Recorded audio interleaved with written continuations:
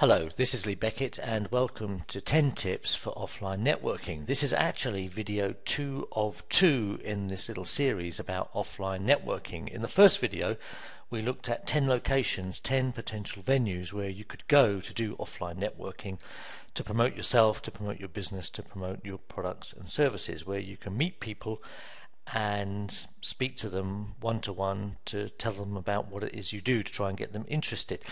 In this video we're going to be looking at 10 of the things that you might want to do when you get to those venues. Now for me, networking, offline networking, face-to-face, is pretty much the same as online networking.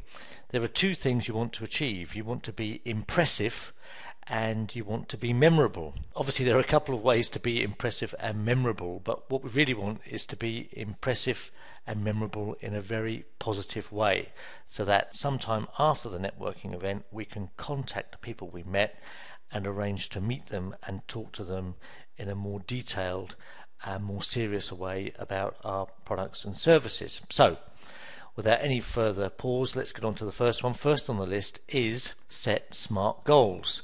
This acronym SMART stands for specific, measurable, achievable, realistically high and timely. So what I would suggest is, rather than saying, oh yeah, I'm going to this networking event and I'm hoping to meet a few people, and with any luck some of them are going to be interested in me or my business, so some good stuff might come out of it.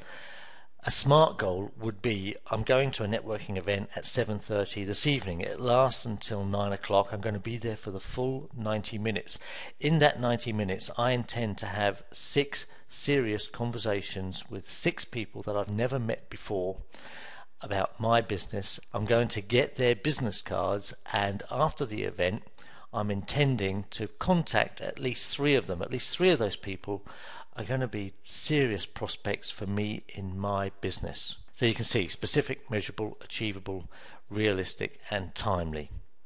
Number 2 on the list is use the time effectively. Now most events, pretty much all events, are constrained by something, but they tend to be constrained by time, and it's up to you to use that time effectively. The idea is that you arrive at a networking event and you need to work the room. You need to meet people that are going to be able to help you in your business, or for whatever reason you're attending that event. Notice we call it networking. It's not net sitting or net hanging around the bar or net talking to friends and people that you already know. It's networking. You need to meet new people and find out if they can help you, if you can help them. Number 3 on the list is don't forget vital tools. There are a number of vital tools that you're going to need in business, but for networking you need to take at least 2 vital tools. In fact, I would say these 2 tools you probably need to carry at all times if you're in business. The first and most vital is this. It's your elevator pitch. It's a 30-second commercial about you and your business and what it is you're trying to achieve. The best elevator pitches, at the end of it, the person that you're speaking to hopefully says, wow, really? You do that? How do you do that?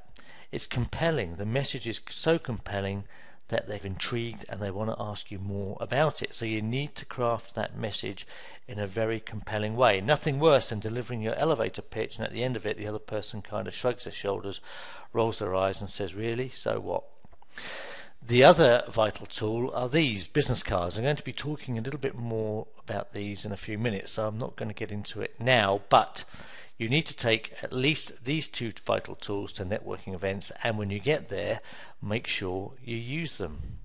Number 4 on the list is do not sell. Sounds kind of strange, the idea that you're going to a networking event to sell something, whether it's yourself or a product or service or your business. But the thing is this, at pretty much every networking event you go to, everyone else is there for the same reason. They're only there to network themselves. They also want to promote themselves, their products and services. Or maybe it's not even a formal networking event. Maybe it's some other kind of meeting, in which case they're there just to attend that meeting. Believe me, nobody is there to buy. The idea of networking is that you're going to meet people, introduce yourself, have a brief chat with them, find out a little bit about them, tell them something about you. If it looks like there could be a fit, then get their contact details and contact them after the event, or arrange to meet them after the event where you can have a more detailed and serious discussion. That's going to be the time when you're going to sell, not here at the networking event. Number 5 on the list is this: ask 5 great questions. When I first produced this piece of work, this whole thing about offline networking, I did it as a consulting piece for a major bank here in New York, where I live and work. And I was working with salespeople from the bank. They're actually customer relationship managers, and they were attending networking events on a regular basis. The bank was paying for them to go. The thing is, they said to me, when I get to the event, I've got my elevator pitch and I deliver it, and people seem kind of interested. They sort of nod and they ask me some questions, but the conversation dies. I'm not a very good conversationalist. I'm not very good at small talk. I don't really know what to say. Well, if you don't know what to say, think of these 5 questions. Memorize these 5 great questions, because what you're going to do is ask the other person about themselves. And believe me, people want to talk about themselves, to the point where once you've asked these 5 questions, you're going to probably have to ask them to shut up because you need to meet someone else. Actually, don't ask them to shut up, but you know what I mean. So here are the 5 questions. First is, ask them what it is that they do. Number 2 is, ask them how they do it. Number 3 is, ask them what are the challenges with what they do and how they do it. Number 4 is, ask them why they attended the event. They're probably there for the same reason as you: to network, to meet other people, to promote themselves, their products and services, etc. So, number 5 is, ask them what is a good referral for them. In other words, what's the ideal person or the ideal prospect that they're trying to meet. This does 2 things. It shows that you're interested in them, shows that you're interested in helping them. It also infers that if you meet somebody either at the networking event or someone else in your normal course of business, that you're going to try and remember this person and refer business to them. Believe me, at the very beginning of this video I said you want to be remembered as being impressive and memorable. This is one of the best ways of being both impressive and memorable. Number 6 on the list is take a card before offering one. I said we'd get back to business cards, and taking a card before offering one, I think, really is very good networking etiquette. It really does show you're interested. If you've asked somebody some questions about their business, if you've listened carefully and allowed them to speak, and at some point you say, hey, that sounds really interesting, do you have a card? People will give you their card. They really will. They'll give you their telephone number, their email address, so that you can contact them, because you've shown that you're interested. The other thing about taking a card before you offer a card is that it allows you to control the next steps. If you're talking to somebody that you think, actually, there's not a very good fit here, I don't really want this guy getting my email address and spamming me forevermore, then you don't have to give a card, do you? Number 7 on the list is listen more than you talk. You've probably heard the old saying, we've got one mouth and 2 ears. There really is a good reason for that. If you can listen more than you talk, you tend to learn more, and again, it makes you more impressive. Asking just the odd question and then showing that you're listening, active listening, is far more impressive than trying to hit somebody over the head and beat into them what it is that you do or what you're trying to sell. The other thing is, it can save you time. If you're asking the odd question and listening, you get to figure out whether this person is somebody that you want to keep in touch with and talk to again, or maybe do business with in the future. It also, as I said, makes you much more impressive, and if you're impressive, you're going to be memorable, and that's really what networking is about. Unless you can be memorable, there's no point in being off someone's radar 10 seconds after you leave the room. Number 8 on the list is be memorable and not notorious.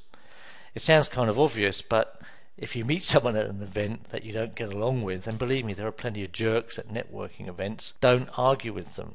Smile sweetly, shake hands, wish them a really happy event, best of wishes in their business endeavors, and walk away. Meet someone else. Don't argue with them. The other thing is this: don't be boorish.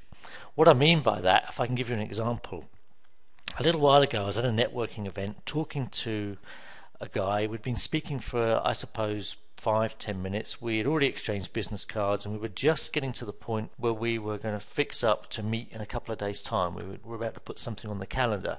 As we were doing that, another man walked between us and said, "Oh, this network event's nearly over, finishes in 10 minutes, so before I go, I just thought I'd give you a card and a brochure and tell you what it is I do." And then proceeded to literally try and hijack our conversation and thrust his business card and his brochure in our hands. Neither of us were particularly interested. We kind of rolled our eyes, said thank you very much, but we're just leaving, and walked away. What was interesting is when I left the room, there was a trash can by the door. It was full of that guy's business cards and the brochures that he was trying to give out. Don't be boorish. Meet people, be friendly, ask questions, show interest. It's not your personal audience. The whole networking group are not there just to listen to you. Number 9 on the list is be an ambassador even if you're shy. What this means is don't sit on the sidelines. There's nothing worse than being at an event and being kind of shy and thinking, well, I'll just sit back here and watch what goes on and hopefully somebody will come get me. Chances are they won't. And what happens is you become very noticeable. You become noticeable as the wallflower. Far better to be an ambassador. What that means is help others who may be shy. Or if you've been to this group before and there's a new face, go and grab that new face. Put out your hand, smile, introduce yourself, deliver your pitch, and ask them some questions. Ask them the 5 great questions. And then once you've done that, introduce them to someone else in the room. If you do that, you've done a couple of things. You've just made a new contact, and maybe the person you've introduced them to is also a new contact, and you've just shown 2 people in the room that you really are the go-to person, that you're the person that can be relied on to help other people in the room. And as I've been saying, this is a great way to be impressive, and I guarantee that you'll be remembered. Number 10 is enjoy yourself and show it. Networking can be hard work. It can also be pretty terrifying for people that don't like meeting strangers and meeting new people, but it's actually a very good way of getting the word out about yourself and your business. And if you arrive at a networking event looking nervous, looking uncomfortable, not looking very happy, it shows. And remember, first impressions count. If you don't look as if you want to be there, then people will probably leave you alone. You're not going to be meeting that many people. It's going to be a waste of time for you. What I suggest to people is, even if you have to fake it, if you have to fake it early on, then fine, do that. Put a smile on your face, walk up to someone, introduce yourself, and deliver your elevator pitch. Then ask them the 5 great questions that I gave you earlier. If it's a formal networking event, they're expecting it. They're expecting that to happen. That's what they're there to do. It actually makes it much easier as well. If you fake it, put that smile on your face, it's kind of difficult to be miserable when you're smiling and talking and trying to impress someone. It really does make it easier. The other thing is it makes you far more effective. You're going to be meeting more people and you're going to be more upbeat when you do it. It also makes people want to be around you. Let's face it, nobody wants to be around a grump. And you'll want to do more. You'll want to meet more people and go to more events. It's like anything, just takes a little bit of practice, a little bit of getting used to master some of the skills, and then it's kind of, okay, this is the way that I'm going to promote myself, and you really will want to do more. So there you have it. There are the 10 tips for offline networking. There's one other little thing that I need to talk about, and that's what happens after the event. You need to follow up, don't you? If you've given out business cards and you've received people's business cards, make sure you follow up. What I tend to do is when we exchange cards, I say to them, oh, I've got your email address and telephone number. How would you like me to follow up with you? And they'll tell you, please email me, please telephone me. I write that on the back of their business card. I also tend to write one other interesting fact that they told me whilst they were either delivering their elevator pitch or whilst they were giving me the answers to those 5 great questions. By recording that piece of information, when I follow up with them, I can make a reference to it, and it makes me impressive and it makes me memorable. It also lets them know that I remembered them, that I'm really interested in meeting them again. Okay, so now you have 10 places to go and you have 10 things to do when you get there. get out there and start doing some offline networking. If you need some help, please contact me. My email address is on this page, and you can also find me on Facebook at Facebook/Lee Beckett Marketing.